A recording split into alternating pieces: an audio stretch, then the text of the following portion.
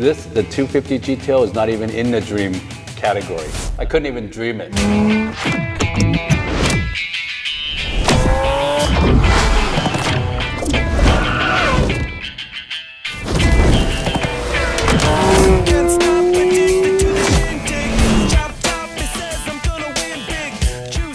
Hey everybody, welcome back to our channel. I know we don't put out the videos every week, so when we put it out, we try to put good quality videos out for you so you guys can enjoy it. But welcome back, and let's dive into the new car that I'm getting. I'm going to talk about today. This year has been very robust. I mean, that has been seemingly every month I've been getting a new car. Obviously I didn't plan on getting this many cars. When you're in the auction, you never know you can get the car. And in January, I got my 1962 250 GTO Blanco Speciale, the only white GTO that came out. That was a surprise. I didn't think I would necessarily win because these 250 GTOs don't come in to the auction blocks very often, and there's a lot of people with money right now, and that car is the ultimate kind of collector car. That was a surprise, obviously. I knew I was getting the Ford Mustang GTD, which is a really cool American car. I like to have a little bit of that in my Slurpee blue collection. The SF90 XX Spider, that I knew that was coming, right? And then the 296 Special I knew was coming. The 1963 250 short wheelbase California Spider, the last production California Spider that came out, that was also to an auction. Also, again, a surprise because I didn't know I couldn't be able to buy it too. I know that I'm going to be getting the Amalfi Coupe soon, the 849 Testarossa Coupe soon, and the F80 exposed carbon fiber edition tailor-made soon. So today we're talking about the 2026 296 Speciale Coupe. I actually will have a Spider coming. This is just a coupe. This is one of the first in the US that came in. And for those that don't know, I mean, the 296 GTB was a great car. It was very fast. It was a hybrid V6 turbo and electric motor. So this is the Speciale, which is the next version that usually Ferrari comes out more to track focus, track design, road car version. So in my design, I work very close with my Ferrari Westlake general manager, James Bush. He's also very good. He's seen a lot of great things come through. And it's just hard because you run out of ideas, and so you have to talk it over with somebody and really kind of get the sense. And in this new model is a new kind of options coming out that are cool colors and new options. You got to explore all that. Of course, I have my theme. I have my ketchup and mustard and relish, mayo, and Slurpee theme, right? I try to keep it within that theme also.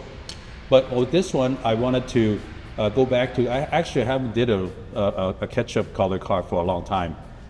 In the past, I reserved that really for the supercars, obviously the F80 is going to be so-called barbecue. And so the condiment theme has been expanding. But on this one, I want to do the Rosso Corsa with the racing stripe. And you can see these cool kind of retro, like almost OZ wheels. A lot of people will see it, will consider that. And a lot of people are saying speed racer kind of vibe with this car. All right, guys, so let's go ahead and check out the spec inside the car.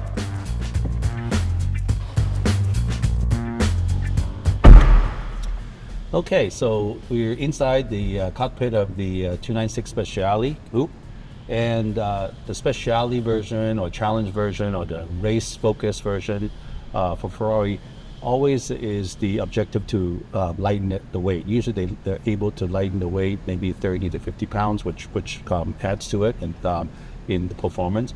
And how they do that is they usually use a lot of carbon fiber. So you see a lot of carbon fiber panels and central console.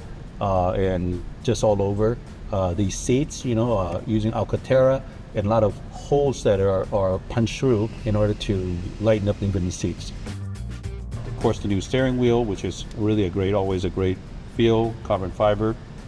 Buttons, right? When they, of course, went back to the buttons, which was great because the touchscreen kind of one was not working so well before, but the buttons are much better.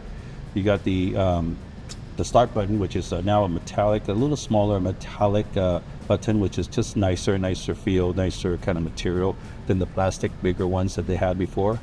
The Mantinini switch, which selects the different drive modes. So really cool.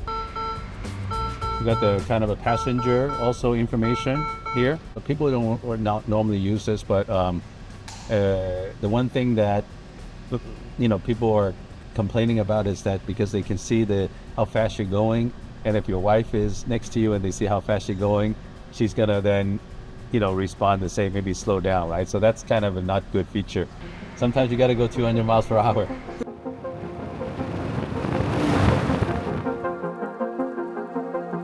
So here we're in the back of the 296 Speciale coupe, and you can see the visible difference is the wing, okay? And again, the wing is a big deal for Ferrari because since the F40 they had wings and the F50 they had wings. After that, they did away with the wings. There was no other models that had wings, and it was for performance because they didn't do it for the look. It was able to achieve 20% more downforce for the car. You see a really generous use of carbon fiber all over. You see the Dream line also that's on the carbon fiber. You see the black prancing horse there, which is also a special, and of course the new exhaust right here. Moving to the engine, right? The heart of the matter here. Okay, again, you got the V6, you got the twin turbo, you got the electric motor that adds up to 868 horsepower, and tucked quite low to have central gravity to be lower on the car, but really designed very nicely and compact and open for you to see.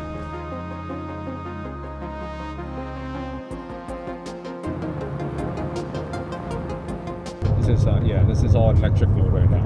We want to put it in those combustion mode. It's 296. I like I said, I've enjoyed my GTV, and then enjoyed my Spider, also 296 Spider. So now there's this coming along, I'm thinking, well, how's it going to compare? How's it compare with the regular 296 GTV? And so as I took it to the first spin, like I said, checked out the acceleration, checked out the sound. What really was kind of different for me was, again, the numbers say it's like 2.9060 or something. So that's fast, but that's other cars going that fast. But when I punched it, the torque, the feeling I got from the torque was like the G-force that kind of started to have that G-force, that feeling like you're going on a roller coaster. Wow. And for a combustion hybrid car like this, it never really achieved that before, but this car did. Wow. So I thought that was kind of different. I love these cars, and when they first come, you're just like anything, new toy, you're excited. Why wouldn't you just get in there and drive it right away, right? And I feel very comfortable at home driving a Ferrari, because all Ferraris more or less have a certain feel to it and a certain tightness, a certain kind of like acceleration sound. This last weekend I was driving my Ford GTD for the 4th of July, and although it's a very powerful car and it did make setting records at the Nürburgring, it feels like a Ford. It doesn't feel like a Ferrari. And here, like I'm driving a Ferrari, I feel very comfortable, very at home, very used to the feel that you get when you drive a Ferrari. So I guess it's very second nature to me. Like I said, I'm gonna get it because I want to see what the innovation Ferrari did. Like I said, nobody has to keep the cars forever. You can buy it, and if you don't like it, you can sell it.